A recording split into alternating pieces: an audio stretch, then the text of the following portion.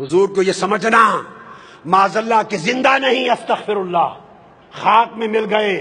ارے خدا تجھے خاک میں ملا دے، مصطفیٰ کی بے ادبی کرنے والے، تمہیں خبر نہیں کہ انبیاء کے جسم کو زمین کھا نہیں سکتی،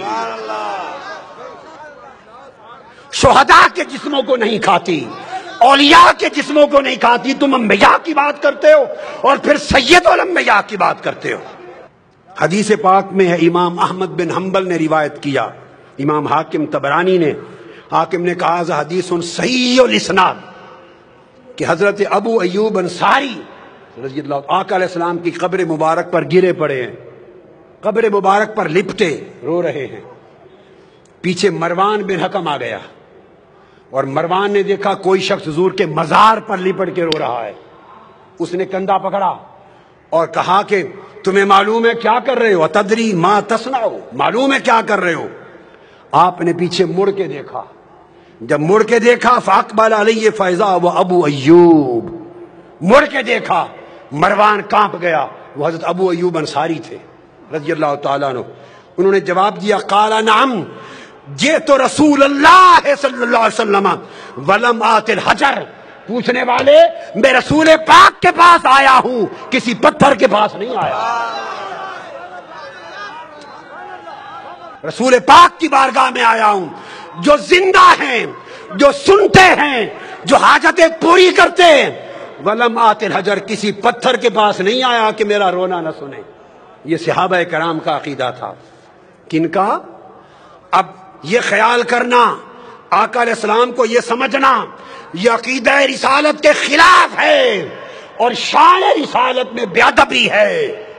یہ سمجھنا کہ مر گئے معاذ اللہ، مٹی میں ہو گئے اور آج کی تاریخ میں اور آج کے دن میں زندہ نہیں۔ سنو، رسول پاک تو ولادت سے پہلے بھی زندہ تھے۔ کنتو نبیم وآدم بین الروح والجسد، حضرت آدم پیدا نہ ہوئے تھے تب بھی زندہ نبی تھے، آج بھی زندہ ہیں۔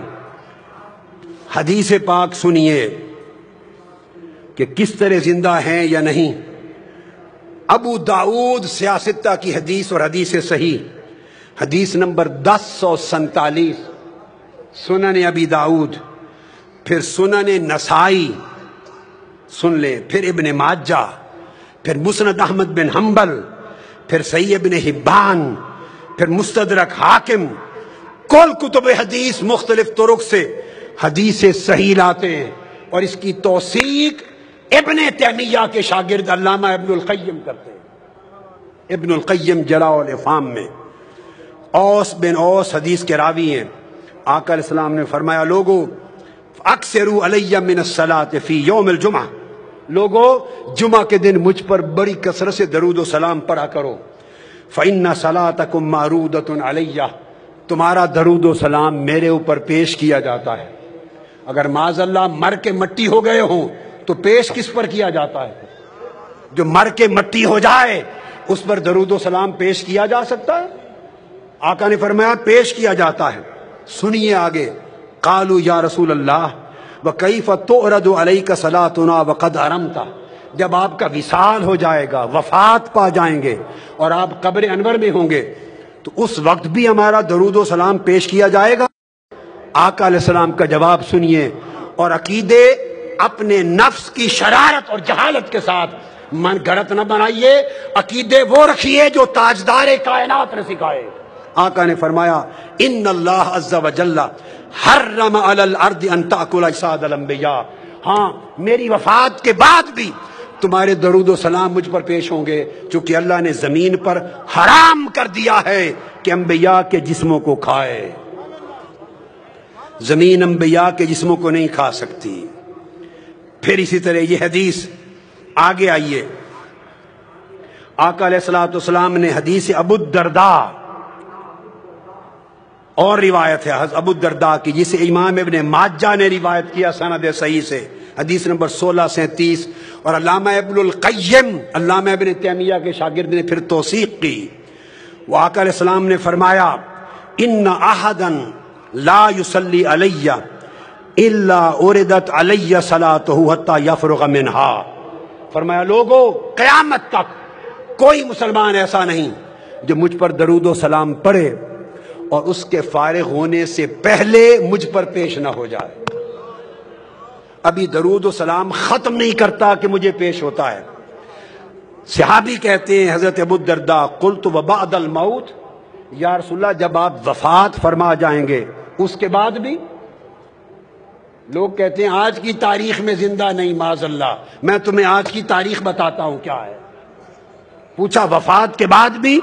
آقا نے فرمایا قال ان اللہ حرم علی الارض ان تاکل اجساد الانبیاء فنبی اللہ حی یرزق. فرمایا ہاں وفات کے بعد بھی اللہ کے نبی پر زمین پر حرام کر دیا ہے کہ اللہ کے نبی کے جسم کو کھائے. اللہ کا نبی قبر میں زندہ ہوتا ہے، اسے قیامت تک رزق دیا جاتا ہے. اور پھر آقا علیہ السلام نے فرمایا، حضرت حسن بن علی ابن ابی طالب روایت کرتے ہیں، امام ابو یعلا سند صحیح کے ساتھ راوی ہیں، آقا علیہ السلام نے فرمایا لوگو صلو علی وسلمو، مجھ پر کثرت سے درود بھی پڑھا کرو اور سلام بھی. فإن صلاتکم وسلامکم یبلغنی اینما کنتم. ایک تو تھا کہ فرشتے پہنچاتے ہیں، نہیں یہ دوسری بات فرمائی. فرشتے تو نوکری کرتے ہی ہیں پہنچانے کی، فرشتے اسی طرح پہنچاتے ہیں آقا کی بارگاہ میں درود و سلام جیسے ہمارے اعمال اللہ کی بارگاہ میں پہنچاتے ہیں. اگر آپ یہ سمجھے اگر حضور خود سنتے ہمارا درود و سلام تو فرشتے کیوں پہنچاتے؟ اگر ذہن میں یہ آئے تو میرا سوال ہے اگر خدا خود دیکھتا تو فرشتے نامہ اعمال خدا کو لکھ کر کیوں پہنچاتے؟ فرشتے صبح و شام ہمارا نامہ اعمال خدا کی بارگاہ میں پیش کرتے ہیں. اس پیش کرنے سے اگر علم خدا کی نفی نہیں ہوتی تو جو فرشتے درود و سلام پیش کرتے ہیں اس سے علم مصطفیٰ کی نفی نہیں ہوتی. آقا علیہ السلام نے فرمایا مجھ پر درود و سلام کی کثرت کرو، اس لیے کہ تمہارا درود اور تمہارا سلام خود پہنچتا ہے مجھ پر جہاں بھی ہوتے ہو. ارے بمبے والو، بمبئی سے مصطفیٰ پہ درود و سلام پڑھو گے، خدا کی قسم گنبد خضرا میں مصطفیٰ خود سنتے ہیں. میں سند کے ساتھ کہہ رہا ہوں، سند کے ساتھ آقا خود سنتے ہیں. آقا نے فرمایا صلو علیہ. دوسری روایت حضرت سعید بن ابی سعید عن ابی ہریرہ رضی اللہ تعالی عنہ فرمایا صلو علیہ فإن صلاتکم تبلغنی حیثما کنتم. کثرت سے درود پڑھو، تم جہاں بھی ہو کائنات کے جس گوشے میں تمہارا درود ڈائریکٹلی مجھے پہنچتا ہے، براہ راست پہنچتا ہے. اور آقا علیہ السلام نے تو یہاں تک فرما دیا، حدیث پاک حضرت ابو ہریرہ راوی ہیں، سنن ابی داؤد اور مسند احمد بن حنبل، حدیث صحیح فرمایا ما من احد یسلم علیہ الا رد اللہ علیہ روحی حتی ارد علیہ السلام. کائنات کی عرضی پر جہاں بھی کوئی مسلمان مجھ پر سلام پڑھتا ہے، درود و سلام پڑھتا ہے، آقا نے فرمایا الا رد اللہ علیہ روحی، اللہ نے میری روح میرے جسم میں واپس لوٹا دی کی ہوئی ہے. میری روح میرے جسم میں واپس بولیے لوٹا دی ہوئی ہے. میں ہر سلام کرنے والے کو سن کر خود جواب دیتا ہوں. اگر آپ کے ذہن میں ایک لطیف علمی بات اور ذوق کی بات کہوں، خیال آئے لوٹا کیوں دی؟ اگر لوٹانی تھی تو نکالی کیوں روح پاک، اور نکال لی تو لوٹا کیوں دی؟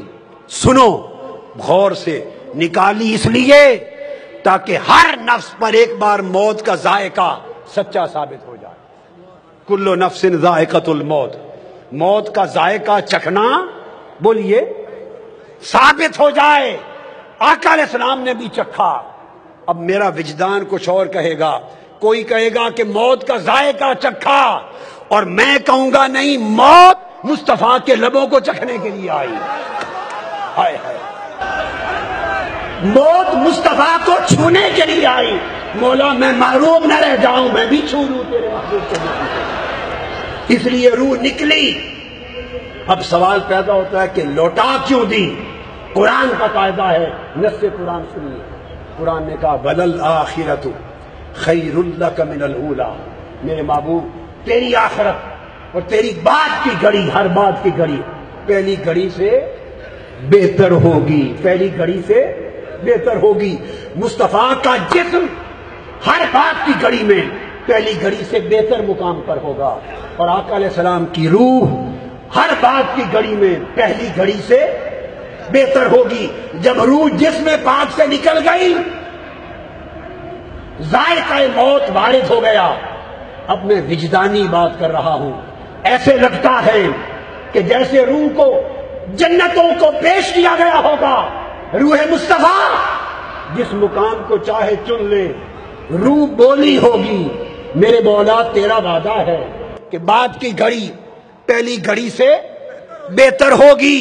میں 63 سال تک مصطفیٰ کے جسم میں رہتی رہی ہوں، 63 سال میں جسم مصطفیٰ میں رہی ہوں۔ تیرا وعدہ ہے کہ اب اس سے بہتر جگہ پہ جاؤں گی۔ اگر تیری کائنات میں مصطفیٰ کے جسم سے بہتر کوئی جگہ ہے تو وہاں بھیج دے، اور اگر جسم مصطفیٰ سے بہتر کوئی جگہ نہیں تو واپس لوٹا دے۔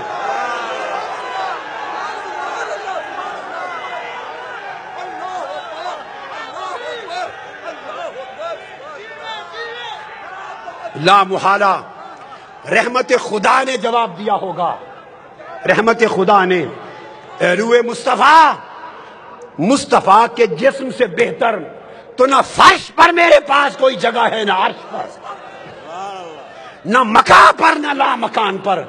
مصطفیٰ کے جسم سے تو اعلیٰ جگہ نہیں۔ روح نے عرض کیا ہوگا باری تعالیٰ اگر جسم مصطفیٰ سے بہتر جگہ نہیں تو واپس لوٹا دے۔ حکم ہوا ہے روح مصطفیٰ پلٹ جا اور قیامت تک مصطفیٰ کے جسم میں رہے۔